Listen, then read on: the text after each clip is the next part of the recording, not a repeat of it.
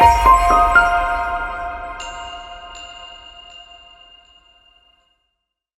right, the time is 4:30 and we will call the meeting of the Skagit Public Utility District Board of Commissioners to order and ask that you join me in the Pledge of Allegiance. I pledge allegiance to the flag of the United States of America and to the republic for which it stands, one nation, under God, indivisible, with liberty and justice for all.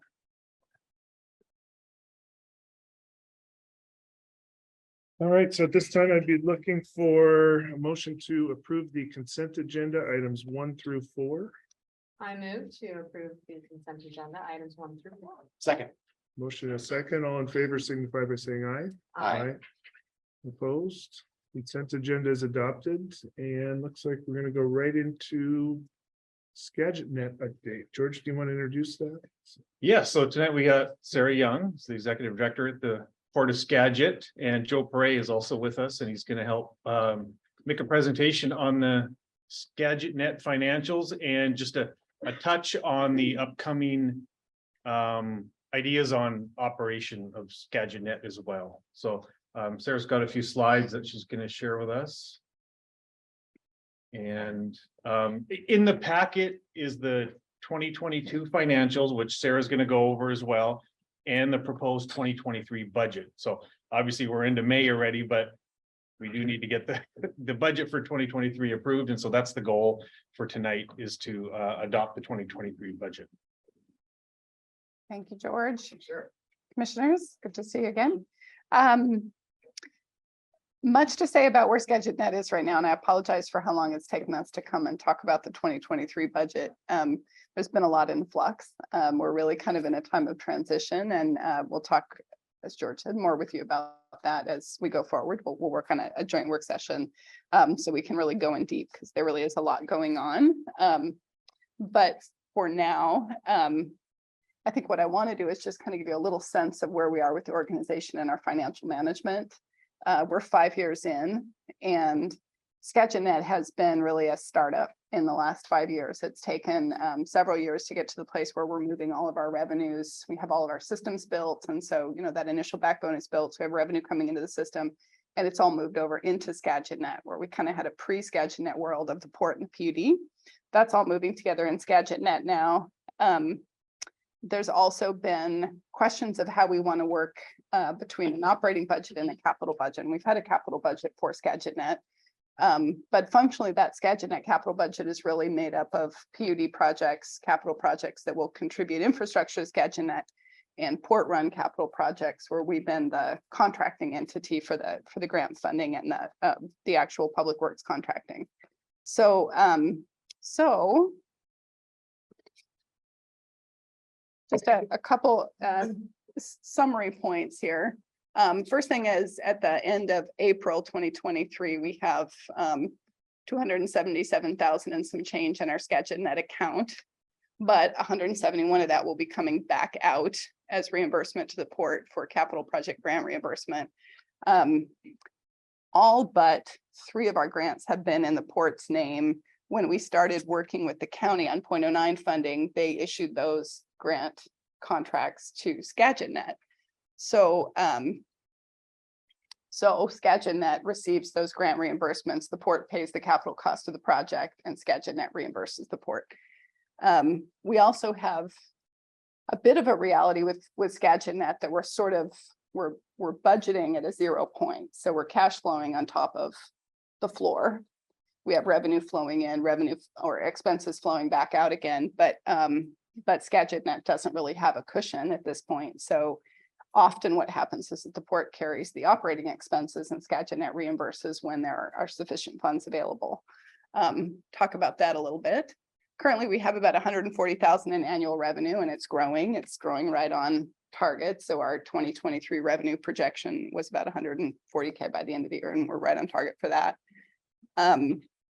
Still looking for the port and the PUD to contribute some operating funds. The PUD has already made a contribution of about 11,000. Port will match that this year, and then both will go forward and make 3 more contributions continue to fill that operating budget while our revenues come along. And then we'll talk more about those business model refinements as we go forward, looking to find more efficiencies in how we operate the network and looking to have a business development framework that will allow us to grow our revenues along with the rest of the business. Working on improving our management systems. The SKAGITNet is operated on a cash basis, and that environment that I just described, where we have grant funding under contract to SKAGITNet that needs to be reimbursed to the port, and the port carrying expenses that need to be reimbursed from SKAGITNet, has created a scenario where we're having to true up on a quarterly basis. So there's cash flowing both directions on a quarterly basis. That has lagged behind the actual activity. And so we're looking to tighten that up so that our cash basis SKAGITNet financials reflect a current true year-to-date outlook. And then the port has been handling the capital project management, matching funds, and then we've been capitalizing network expansion to the tune of about $250,000 a year. So we're about 2.4 million in to date in contributing port general fund capital to support the growth of SKAGITNet and leverage these grant funds. Just want to go through the financials quickly. This is the year end, December 2022. We had at the end of December about 63,000 and some change in the bank.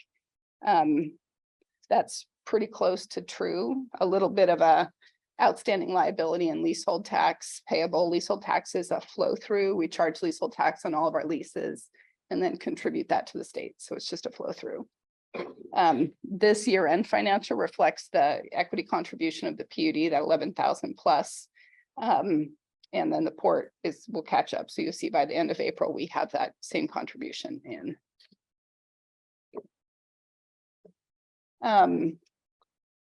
Things to call out on the profit and loss statement for the end of December. There is that 1.5, almost 1.6 million, and I'm sorry, this is such an unfair thing to do with a PowerPoint slide, but hopefully you've seen these financials, the almost 1.6 million in income from local grants, that is the 0.09 reimbursement. So that'll get sent back out to the port to backfill our capital project costs. About 134,000 in fiber revenue last year, and that was right on target with budget. I think the expenses were pretty well in tune with what we expected, still running at a little bit of a loss last year. We're still looking to fill that again as we work on some growth in the network overall. So that was end of the year. And then this is the 2023 operating budget. And again, I'm so sorry to do this to you on a slide, but hopefully you saw it in your packet. This is half of it, and the next slide has the other half. This is our 2023 operating budget that we're looking for approval on. Projection was 142,000 plus in dark fiber lease revenue, about a 7% growth this year. We're right on target for that right now. The rest of our expenses follow proportionally along the network, business and occupation taxes, franchise fees. That's a flow through again, so that goes right back out to the ISPs on our system. Significant change that we'll talk more about with the network management, but we have had for a long time a network management contract with Petrichor Broadband. The port is a member of Petrichor. We continue to be a member of Petrichor. Petrichor does a lot of work statewide and in various realms of broadband, municipal broadband, but we are making a move. We have suspended or terminated our contract with Petrichor for network management and are working with NOAANET now. Lots of reasons for that, but a primary reason is that NOAANET has a much bigger labor force to put to all aspects of our network, including sales. So that'll really help us drive some of the revenue growth.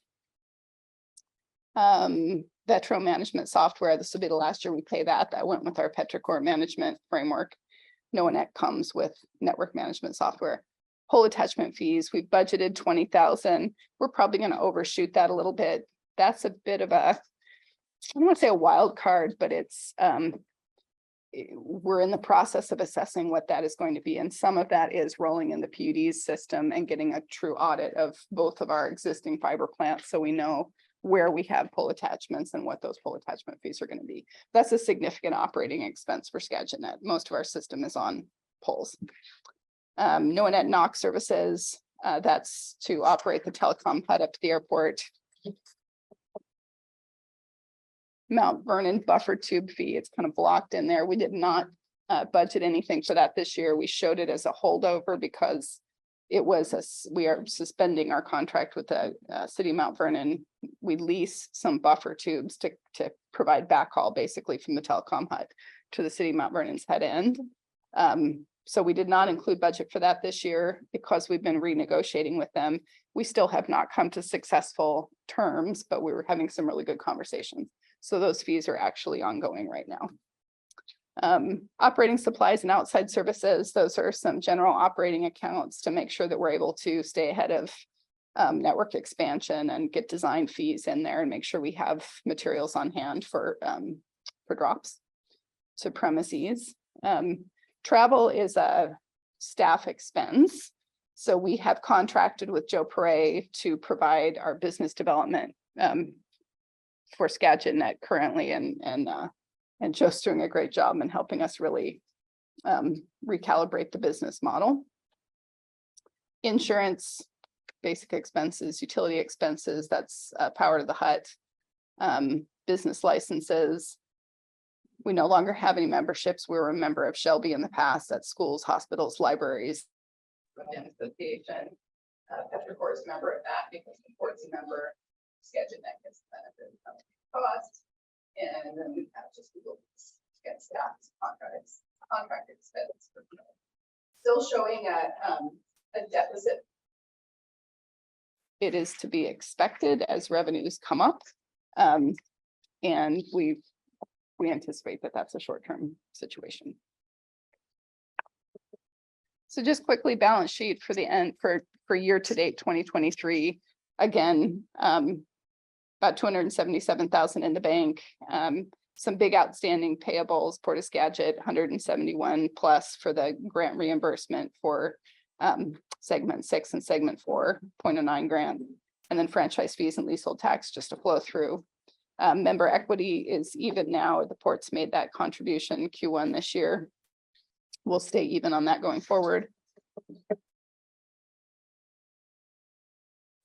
Profit and loss, nothing really to call out there, but we're on target with budget is what I'll say.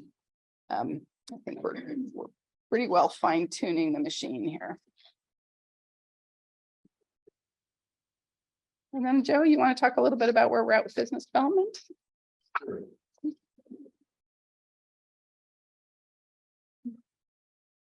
Well, good afternoon, commissioners. Thank you for having us today. As Sarah mentioned, I came on, I've been working for about 4 years on the fiber plant here with the Port of Skagit, and then this year in retirement, I've been contracting, working with SKAGITNET on business development. The change to NOAANET is an opportunity to work with a more robust company that has a stronger presence over here for network operations and stuff. What that does is strengthens the network, making it more reliable and certain for ISPs and people to use it to service their customers. And that's going to be critical for our long-term growth. The 16 million in grant funds to date is highly successful since COVID. First the ARPA money, and now we're moving towards the BEAD money nationally. These grants, we just were awarded another one for what, 10 million? 8 million? Yeah, it's a $10 million project. They're a heavy lift, and the grants are expensive to write. You need a lot of expertise. You have to do engineering estimates, and the port's been shepherding that, and we've been fortunate to get awarded 16 million to date. On the BEAD money that's coming up in January, we estimate that upwards of $40 to $45 million could come to Skagit County over a 4-year period of time to build telecommunications infrastructure. We have 8,829 identified unserved premises in Skagit County, people that cannot get broadband at 120 speeds, 100 megabits down, 20 megabits up. So that's a lot of work to do. And a lot of those are, as you can imagine, they're in the East County and the terrain's difficult. The conduit that the PUD is placing right now up to Judy Reservoir and other projects can strategically play into getting these people served. So we're looking forward to working closely on these things and future grant applications and strengthening just the overall network, trying to get providers to use it more often for competitive purposes in the more urban parts of the county also. That's that. I'll just add to or finish up the thoughts on business development. So the plan is to talk more in depth about business development and the operating plan for SKAGITNET, because like Sarah said, the backbone is built. And that's what we set out to do 5 years ago. And so I think now we're at the point where we need to make some decisions about what we want to do next. And the proposal is to get our boards together to discuss that. I don't know if the date will work, but we threw out June 27th as the first possible date where we could get together. We have a regular meeting scheduled that day. The port does not. So it might make sense for the port commissioners to come here. We could have like a 2:30 meeting and just start the conversation about what we want to do next, where we want to go. And that'll just be the starting point, because then it might lead into having meetings with other electeds, other boards and councils throughout the county. But that's the first step we need to take. This is a ask for the financial part of it, and we need to get to the operating part of it. And hopefully we'll do that in another month. So that's just setting the stage for what we would like to do, and just finishing up this, but I'll turn it back over to you guys if there's questions. Questions? No, forward to the work. Yeah, I think it'll be good to have a discussion kind of about what the future is going to hold after everything's built out here. So then I guess we'd be looking for a motion to approve the 2023 SKAGITNET budget, including the PUD's contribution. I move that we approve the SKAGITNET budget, including the PUD's contribution. Second. A motion, a second, that contribution will be in the amount of $31,200. All in favor signify by saying aye. All right, Aye. Opposed? Okay. We'll see you guys next month. thank you. Thanks, Sarah. Thanks, Joe. Thank you.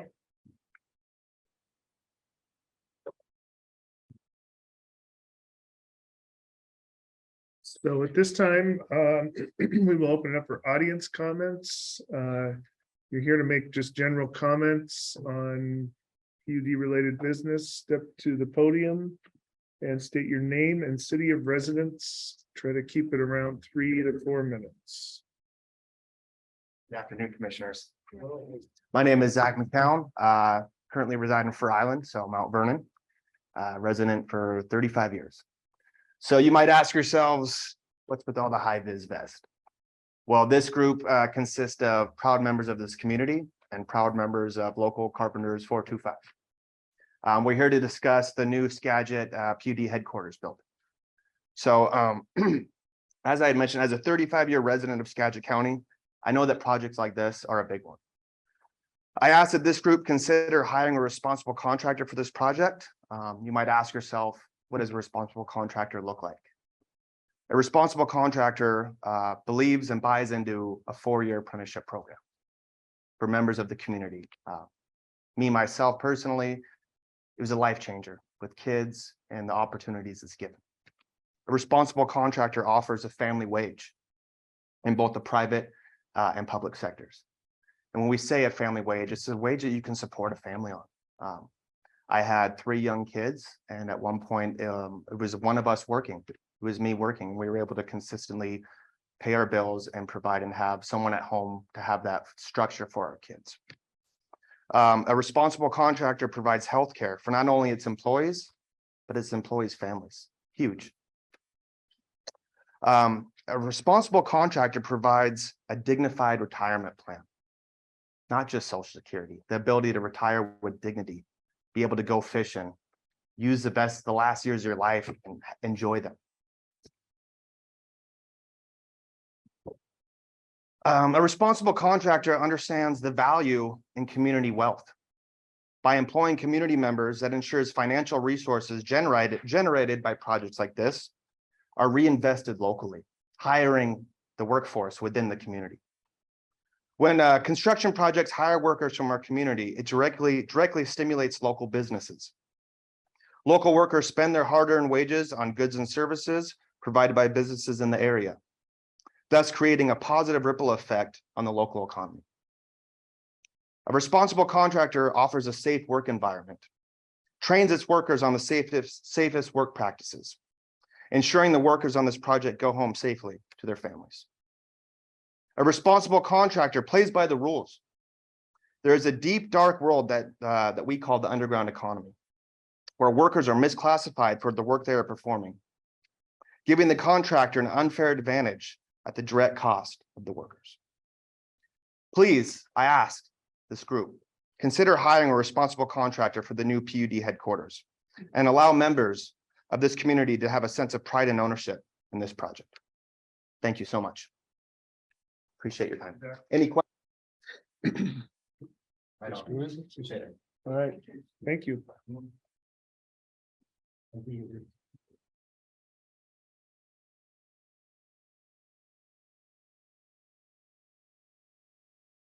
How's it going? Good. I appreciate the Board of Commission for making this meeting. Also appreciate the work you guys do. My name is Eduardo Espinosa. Like to take a few moments of your time to talk about the new Skagit headquarters and my life in the union. I'm 30 years old, been in the union 7 years, and now I'm a homeowner, and I went through the apprenticeship 4 years, and it teaches so many values that I can sit here and talk to you guys for a while, but if you guys can make a big impact on the community by picking us, and I'm here to show support for my brothers. That's my time. Thanks.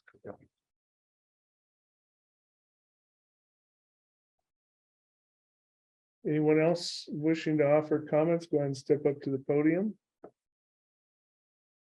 You're up. Go ahead. Oh, Antonio Cayetano. I may not be currently employed with them. But I have experience. I used to work for PPR framing in Phoenix, Arizona. And I'm more likely to join this team to make this headquarters project even better, make it so we could work as a team, make it better as a more than. All right, I'm just a little nervous. Sorry, my bad.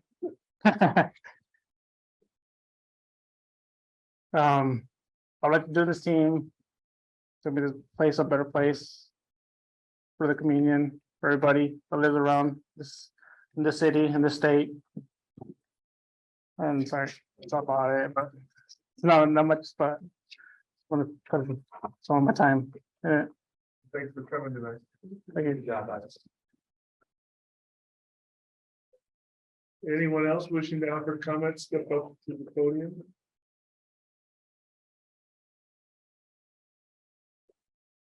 My name is Fidencio Velasco. I'm the lead representative with the Pacific Northwest Regional Council of Carpenters. My city of residence or county, I'm not a resident of Skagit County. I do work up and down the I-5 corridor. I'm a resident of Snohomish County. Just like Zach said, the importance of hiring local. I mean, the people in this community pay for this project with, the people in this state pay for this. And I really want you to look at the impacts of when you hire unscrupulous contractors. I hear it day in and day out when I'm down in Olympia testifying that, wage theft and the underground economy doesn't exist. It does exist. I can share information with you. We just captured $142,000 for 20 workers up in Bellingham. And we do it all over the state of Washington, all over the United States of America. It costs taxpayers billions of dollars every year when we don't pay workers what they are entitled to. Not only is it bad for the community, but it's bad for the project holders because, and it was interesting, the project up in Bellingham, it was a subcontractor that didn't pay those wages. And usually what I've seen in the past is that the general contractor goes, hey, I paid my subcontractor chose not to pay, that's on them. Well, the state of Washington doesn't deal that way. What the state of Labor and Industries did is they put a lien on the project. So I ask you, when you interview these contractors to do this project, make sure that you interview them the same way that they should interview their subcontractors. Y'all have the ability to put in your bid documents whatever you want. People will tell you, hey, this is it. We got to take the lowest bidder. That's not true. You have to take the lowest responsible bidder. And there's a huge responsibility to this community to hire a contractor that is going to do the project correctly and not put an impact on Skagit PUD. That project up north, it was leaned. The general contractor out of his own pocket decided, hey, I'm going to pay $120,000 and I'll deal with my subcontractor later, because he didn't want to deal. That contractor didn't want to deal with the mess. So I ask you, do your due diligence on this project and hire a reputable contractor that'll do the work correct. Thank you.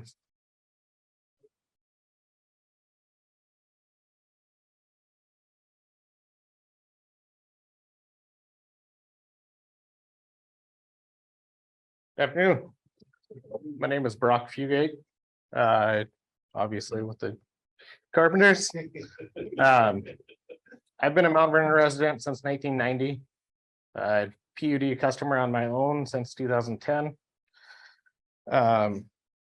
This project will not directly affect me and my family as I work in the small private sector. But indirectly it will. If this project goes to a responsible contractor, i.e. a union contractor, it'll help ensure that my pension is there when it's time for me to retire. It'll help ensure that health insurance is available for myself and my family. So please just, consider who you guys are going to go with. Appreciate your time.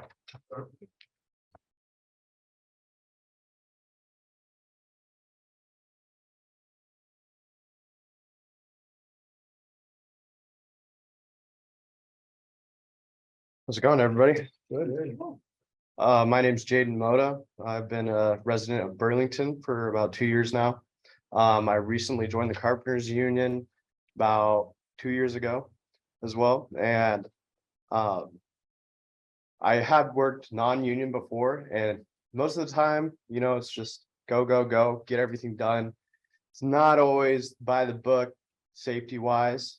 You'll get contractors that are better than others, but once I joined the union, I figured out why I'm doing the things that I'm doing and how to do things the right way. And as far as safety goes, it's just on a whole nother level. And they actually care about your well-being and make sure that you get home to your family. So I think you guys should definitely think about, getting a responsible contractor to do this job for you. And thank you. Thank you. Anyone else wishing to offer comments? Step to the mic. If you're on Zoom, use the raise your hand function.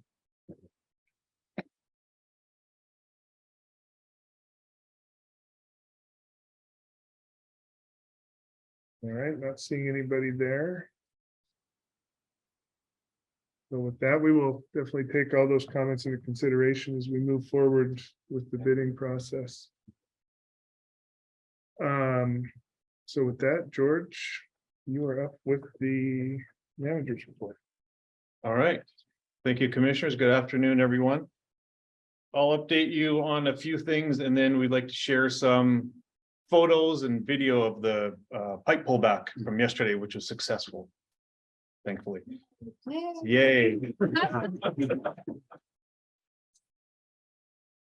Picture tells is worth 1,000 words, right? So let's see, I'll just cover some logistics. So our next meeting is June 13th, and Commissioner Miller and I are both going to be absent. We'll be at the ACE conference in Toronto. So the simple thing to do would be to cancel the meeting. I think we've done that before, but we've had a request from some developers to have their projects be accepted in the consent agenda so they can get moving with their project. So my recommendation is just to continue to have the meeting. It just probably won't be a very heavy agenda, and then you can get that done, and then we'll meet again on the 27th. And then the meeting on the 27th, like we were saying earlier with Sarah here, our proposal is to meet earlier that afternoon, so 2:30, just to give us a break in between the two meetings, so we can have a joint meeting with the port. We'll do it here, 2:30. If we adjourn at 4, it gives us a little bit of time before our regular meeting at 4:30. So that's my recommendation on upcoming meetings. Other stuff that's coming up from Wapuda, you'll start seeing emails from Lena or others about these. There's a water committee meeting in Olympia on June 29th. So that's in person in Olympia. I don't know if they'll have a Zoom option or not. We'll have to wait and see. There are association meetings in July, and there's a board of directors meeting along at that event. So that might be something you want to think about attending. That's in at the Clearwater Casino Resort in Suquamish in Kitsap County. So it's an off-site meeting. But I think they're approving the strategic plan at that meeting, and there's the regular other committee meetings as well. So when you see that come through, pay attention to that. And then, oh, sorry. Any word from them on a hiring process? So we had a managers meeting last week, I think in Spokane. So the executive director, George Kahn, has announced his retirement, and the plan is for him to give the board of directors his kind of exit strategy and recommendations on what to do next. So I think that's coming in August. But I'm sure these conversations will come up at the Wapuda meetings, and so I think it's important to be there. I don't have any indication on, are they doing a search? Are they hiring a firm? Is there somebody already selected? I'm not sure. I think people have some theories, but we'll have to wait and see what happens. Or maybe you can get more information from within the board of directors meeting, because I don't think they share all of that with everybody else. So he's done at the end of the year. Yeah.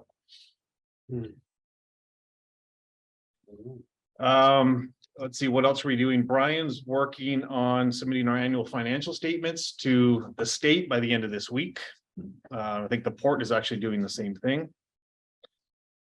What else?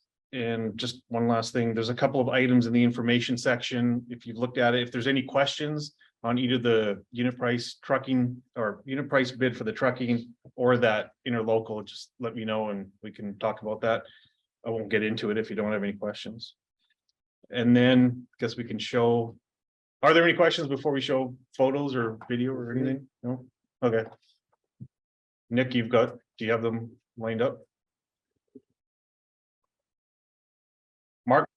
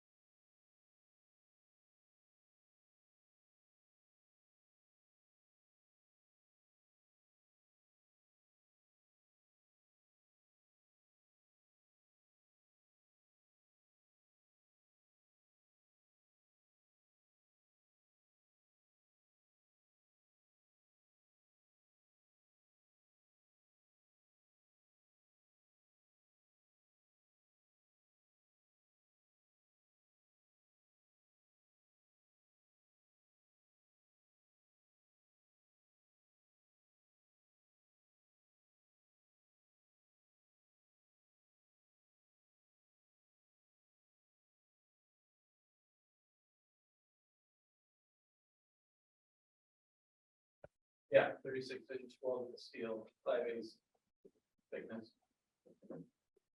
Well done, guys.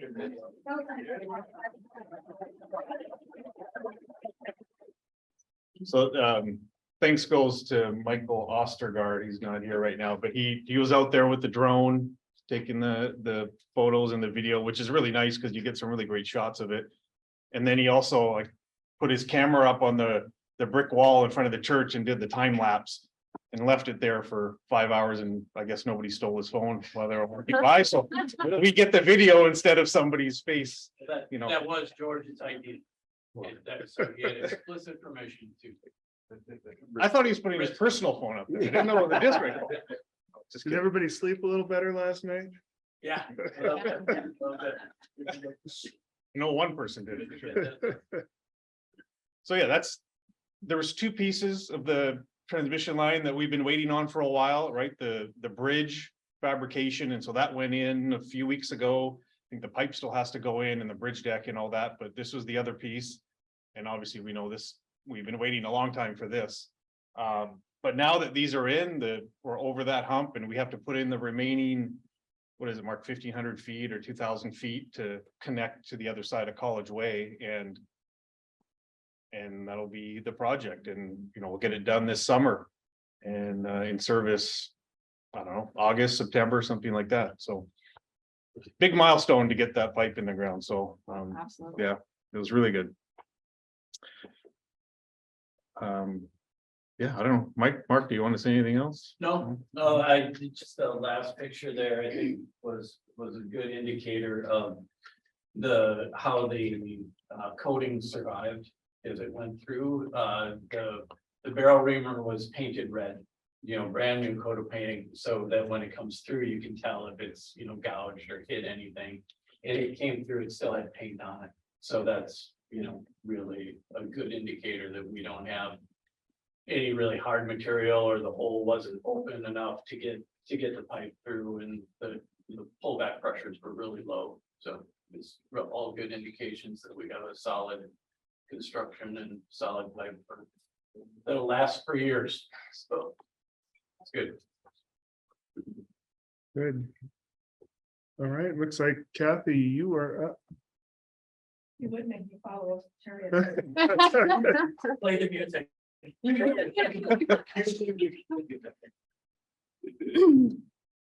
Mine is never as exciting as that. That's not a bad thing. That's true. This is true. Thank you, guys. Thank you so much. Good night, gentlemen. Absolutely. At first, I thought it was a Tater Productions, but it'd probably be a little bit smoother, right, Kev? The music. Okay.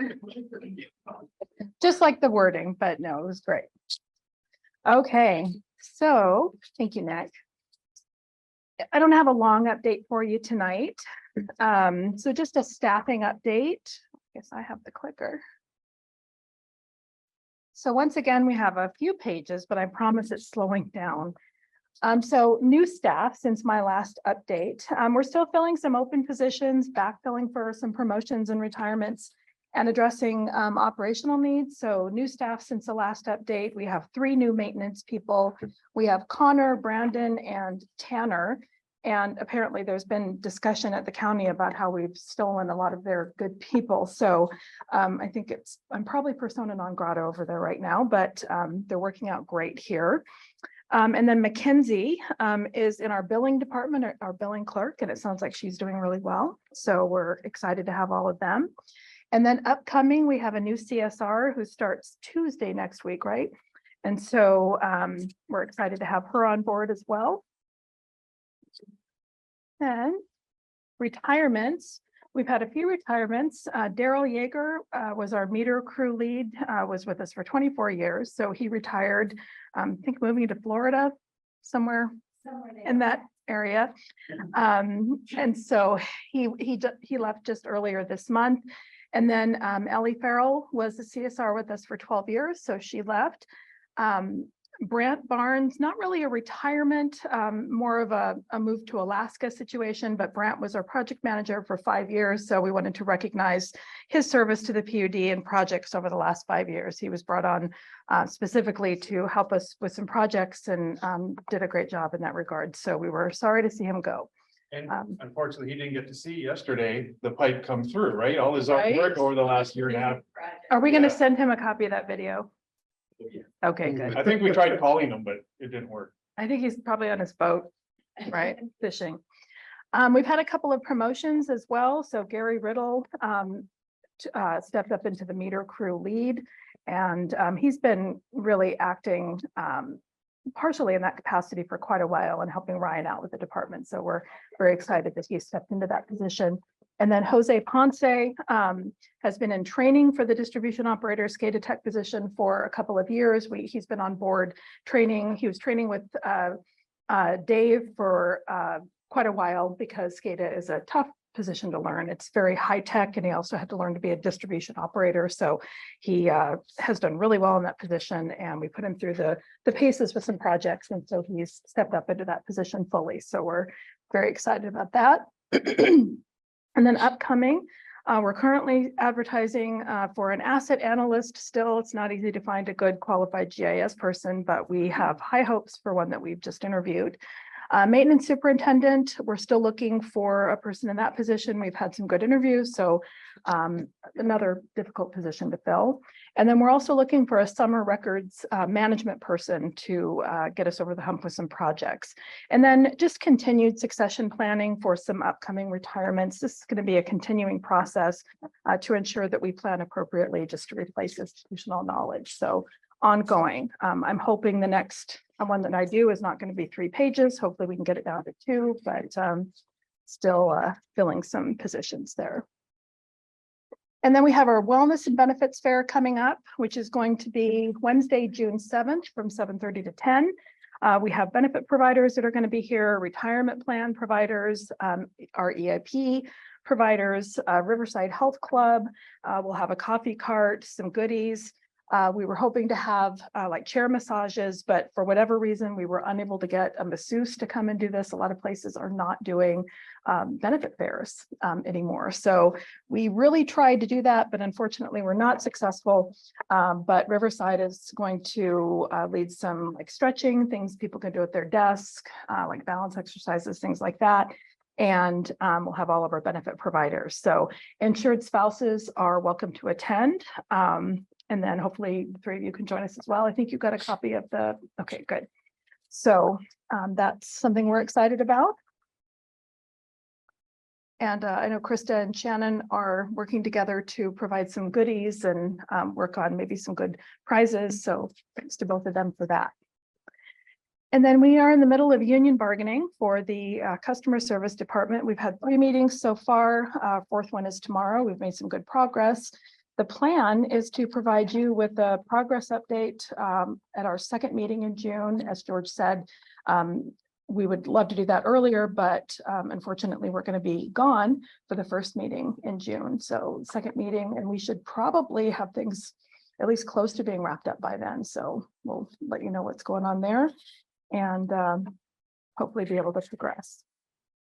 All right. And then just some upcoming, oops, sorry. Should have upcoming projects. So working on some training initiatives, records projects. We're going through and hoping to purge and organize some of the HR and benefits records, professional development for the HR department. I'll let Krista, hopefully I'll have something to announce at the next meeting. So we're excited about that. And then just working on some hiring practice improvements and just getting some more consistency as far as that goes. So I went to 2 conferences recently back to back, and once things calm down a little bit, hopefully I can focus on a couple of things that I learned there. So it's been pretty interesting. There have been a lot of changes as far as and more to come, I think, with employment law and just structurally after COVID. So with regard to like ADA accommodation and things like that. So not surprising, but more changes to come, I think. So lots of interesting stuff. So short I'm happy to answer any questions that you have. All right, thank you, Kathy. Thank you.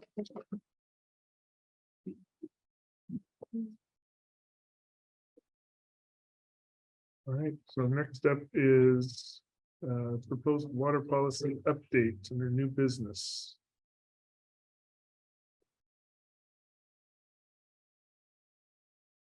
Welcome, Brian. Thank you.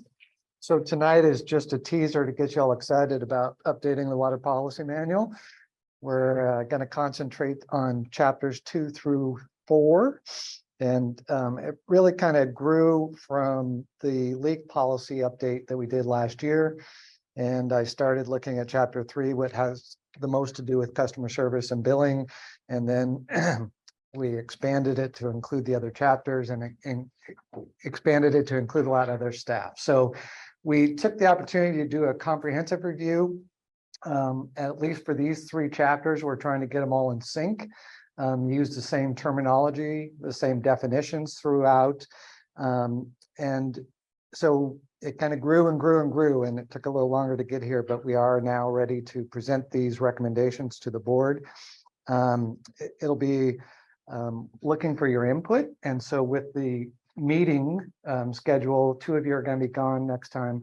It could be without the 2 of you, and then we could, catch up, or we can move the schedule.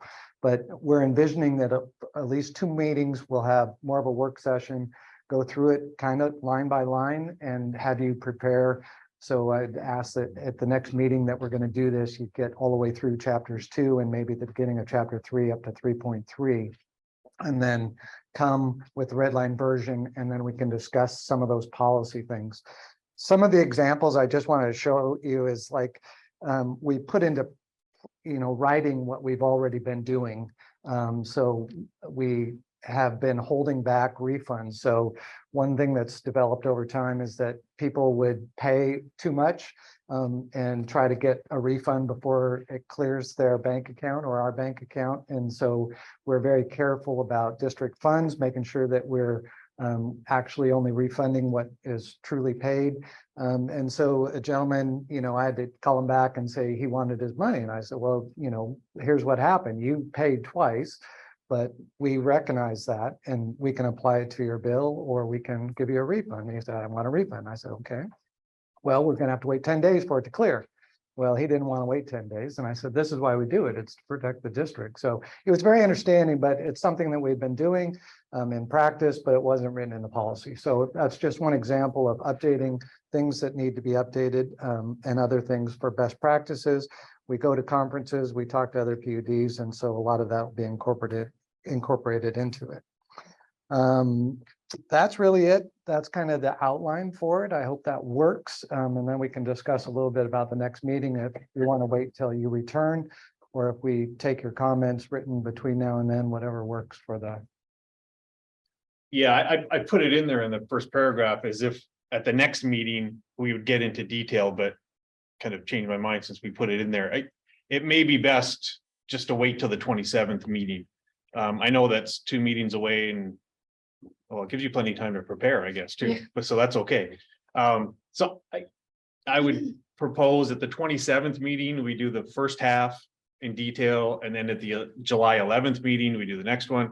And so then we'd be ready to adopt the changes at the July 25th meeting, if that all works out. So if that's okay with you, that's what I would. Yeah, that works good. Okay. And in the meantime, if you have comments, if you want to just send them to me, that's fine, and we can try to incorporate them. There's things that are already been discussed internally with staff level, and then we're making those recommendations to you, but we also want feedback and input. So one that we're going to talk about some more is the leak policy. I'm sure you've all had comments from customers, and so that's one that we would like to rediscuss with you. But it's all put in there. And then I'll just make one other comment. So we'll do it 2 meetings. If you can send those comments or have them with you, and we'll redline them as we go on the screen. And then don't worry about the formatting, because the formatting is going to change with the numbering. And so just content is really what we're looking for. And then the last thing, this week I will send you access to a OneDrive file that has all of the resolutions that are referenced in the document in the water policy. So we have almost all of them. Some of them are even older than what we've scanned, but we'll send those to you and have access. So if you want to go back and look at the original one, but another goal is to eliminate any of those references to the old resolutions. And then the policy will supersede all of those points that we do without causing any conflict. So that's another goal. So, all right. Any questions on that? Anyway. We'll just walk through it. Are we talking about giving them a Word file to mark up, or just written comments? Which do you prefer? I'd like a hard copy. Hard copy? Yeah. copy? Yeah. I Right. like, yeah, I'll use both, but I do hard copy and then transcribe onto Word document. If there's track changes or whatever. Would you feel comfortable going into a OneDrive file and just doing them all there? And have a hard? No, you want to? Oh, yeah, I can. I want a hard I- copy. I won't look at the digital one. Okay, that's fine. For I mean, me, I look at it, yes. but I won't mark it up. For me, yes, OneDrive's completely fine All right. for. How about it before you leave? Perfect. I'll give you, Joe, what do you, You know what? I'll use a OneDrive file. That's. okay, so I'll go make 2 copies for you and then we can.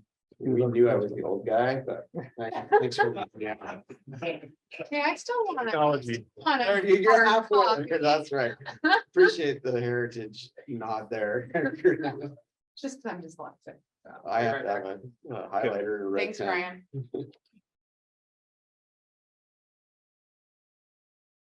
All right, so then we have some informational items in there. Recent news article on the building. The unit price trucking list there. You want to speak to that maybe real quick? Just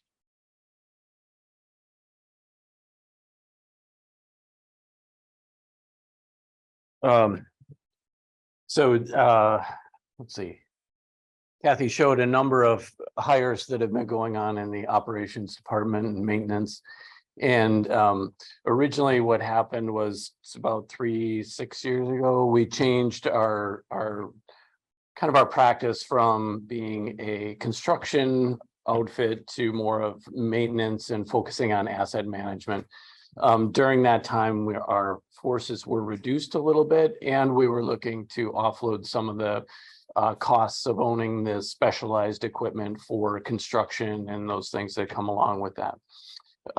Since that time, we have had a little bit more of our experience, institutional knowledge, leaving key positions within the operations and maintenance department. And that's created a little bit of a void in knowledge for field practices, not only for pipe installation, but also for repair. You know, so when these guys roll up on a repair, they need to know how to do it. So to keep our crews and our new crews practiced, we have provided them, they've been given a number of short diameter, small length projects to work on. The burden with that is it takes up a significant amount of the crew and doesn't allow for other activities that have to take place, like tie-ins, service installs, and breaks. A break comes and they got to mobilize everybody to go off of this job, a pipe install to go take care of the break and then come back. It's just not very efficient. So to help out with that and relieve the burden on the crews for tasks that aren't necessarily as specialized as pipe laying and getting that pipe work done, the trucking is a good example. 3 staff members can be tied up in trucks for a pipe replacement job, and so we went out to bid on our small works roster to get contractors to fulfill the some of our trucking duties, and they will be awarded contracts starting with lowest price and first available. So we just kind of run through that matrix of contractors until we get someone that we can, if the project is appropriate for them to use. And all of the contracts are, it's an amount that we may or may not use. So there's a dollar figure in there. It's within Georgia's threshold for each one of those contracts. We just thought it would be good to bring it to you as information so that you know what we're doing. and how we might, move the way we operate a little bit. Questions? Thank you.